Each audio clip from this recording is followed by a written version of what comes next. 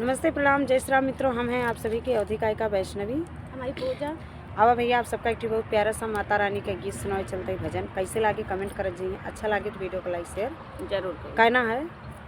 हरे छना छना बदलली रूप माई मोरी सीताला भवानी, छन छन बदलली रूप माई मोरी सीताला भवानी। सीताला भवानी मैया मोरी महारानी, सीताला भवानी मैया मोर महारानी। छना छना बदलली रूप माई मोरी सीताला भवानी, छन छन बदलली रूप माई मोरी सीताला भवानी। जब मैया पहिनली लाली रंगा साड़िया, जब मैया पहिनली लाली रंगा साड़िया, धैली दुर्गा के रूप माई मोरी सीताला भवानी, धैली दुर्गा के रूप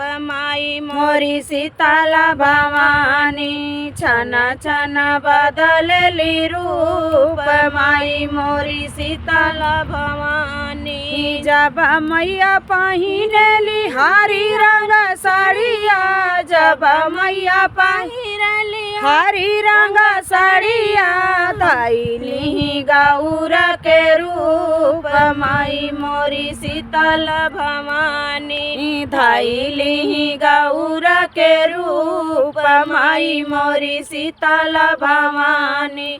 छन छन बदलली रूप माई मोरी सीताला भवानी। सीताला भवानी मैया मोरी महारानी, सीताला भवानी मैया मोरी महारानी। छन छन बदलली रूप माई मोरी सीताला भवानी, छन छन बदलली रूप माई मोरी सीताला भवानी। जब मैया पहिनली सफेद रंग साड़िया, जब मैया पहिरे सफेद रंग साड़िया, जब मैया पहिनली श्वेत रंग साड़िया, जब मैया पहिनली श्वेत रंग साड़िया, धैली सरस्वती रूप माई मोरी सीताला भवानी। छन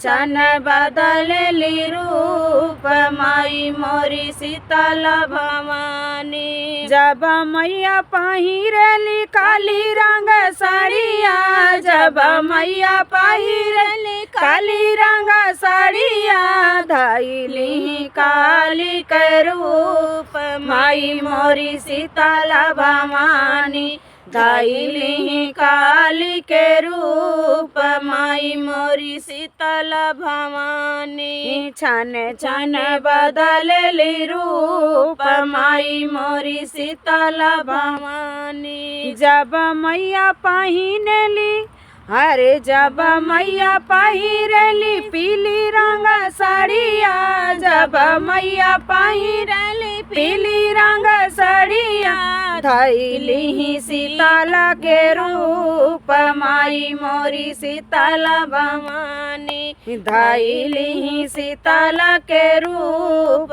माई मोरी सीताला भवानी। छन छन बदलली रूप माई मोरी सीताला भवानी। जब मैया पहिरली गेरू रंग साड़िया, जब मैया पहिरली गेरू रंग साड़िया, धैली सीता के रूप माई मोरी सीताला भवानी। छन छन बदलली रूप माई मोरी सीताला भवानी।